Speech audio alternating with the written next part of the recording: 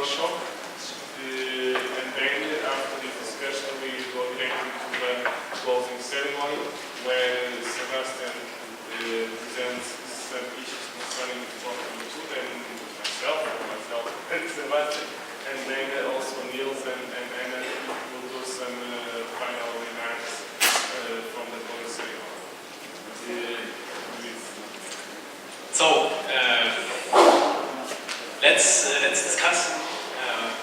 We have been hearing a lot of presentations yesterday and today from different perspectives, very diverse, and of course you are active in one action, cost action T1406 or T1402 or IAPSE, or two cost actions, or two cost action and IAPSE as well. So please let's discuss about how we can use synergies here. Are there common interests? Are some expectations are from T1406 to T1402 or the other way around? Of course, it would be better the other way around. So T1406 should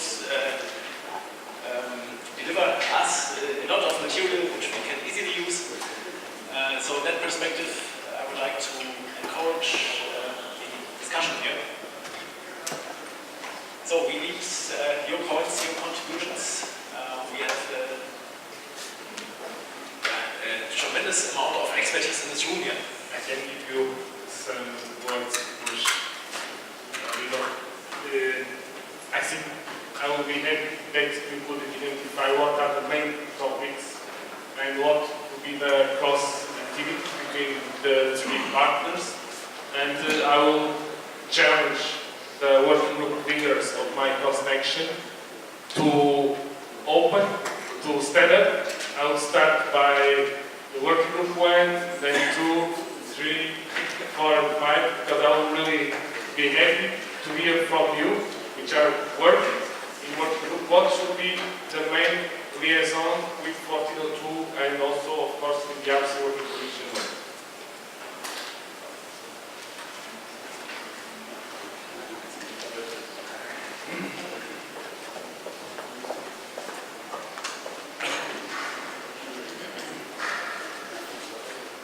Thank you very much. Yes, I think with respect to this expectation from the 1402 to the 1406, particularly with the working group 1, as I presented yesterday, we were just collecting all these different kind of performance indicators and findings, and we used those the colleagues, and already we had some discussion with the members of 1402. I think we still have in one of the next steps, we have to define or somehow relate these performance indicators to the monitoring aspects. To say, okay, this particular, in which way can particular performance indicators that we now listen in our database can be assigned to the monitoring concepts. And then this level, I think this is our expectation that we get this information. So our step could be that we provide now the database to the 1402, and then finally they go through again and they define from their side exactly this performance indicators can be covered by monitoring, by which monitoring, and in which way. So we would, that of you, would like to have additional information with respect to one. Sure, the additional information we would like to provide, and what is T1402 about, is the value of the information. We are producing by talking about performance indicators, but also especially by talking about SHL-based performance indicators. And what we are after is, thanks. What we are after is actually comparing the different SHL strategies, delivering different indicators which have the information content, they have a precision, and they have costs. And all that together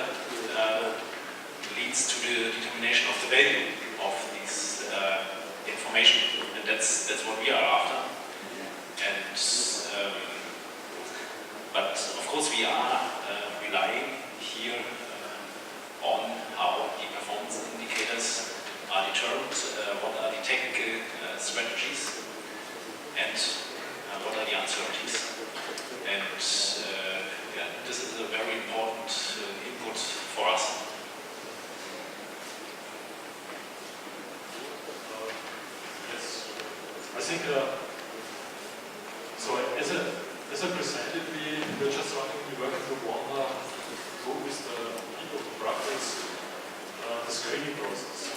So we know there are sometimes information how to get it, but some information is how to get how to obtain performance. So what is the understanding? So about uncertainties and so on, I think this is another thing. So at the moment in the database, we do not have this information about uncertainties. So it's one of the most really nice processes to define uncertainties. So we have to perhaps cooperate. So I do not have an answer now about how to solve this with uncertainties, because we had a beginning understanding was about we had 380 forms indicators. We reduced. We are very happy to have now 29 at each level. And the next challenge, of course, is then really to design cards. Yeah, I think it's a challenge in this. I would only like to compliment what I discussed this update some weeks ago, that it is important in our database for each indicator that we identify as indicator, can be risk, can be weakness, what procedures should be used to compute this indicator, such as NDT, monitoring, etc. And what is the cost effort to obtain this indicator. I think that the procedures, as a technician, we more or less know how to obtain them. The cost effort is something that also varies a lot from country to country, and it is also, in my opinion, it is, for instance, if you want to compute the safety index, if it is a company or if it is a Canadian, a company will, of course, take much more cost for the owner than a Canadian side. So, at least important. But I think this is something that it's important also for your framework to know the costs related to the computation of each indicator. And it's something that from our side we didn't know, but we will be very happy if we could have some range of costs.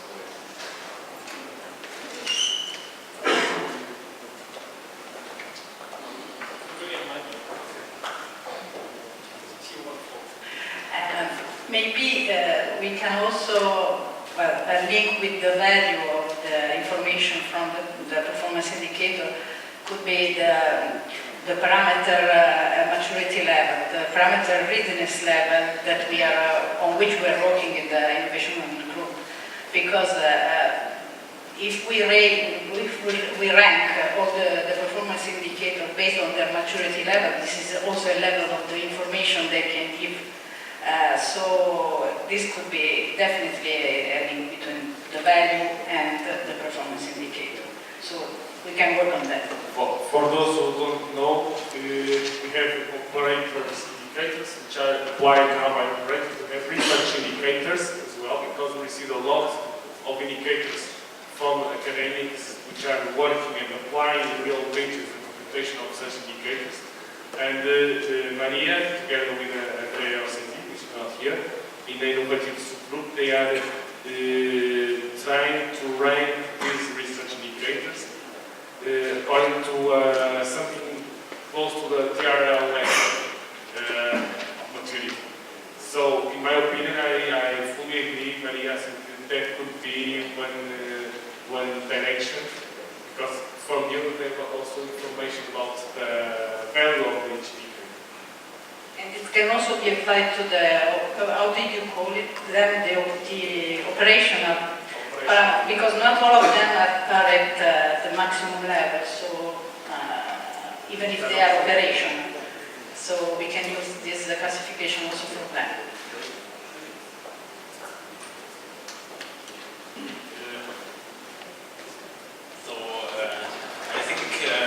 It's now maybe the time that TU1402 steps forward and asks TU1406 about input.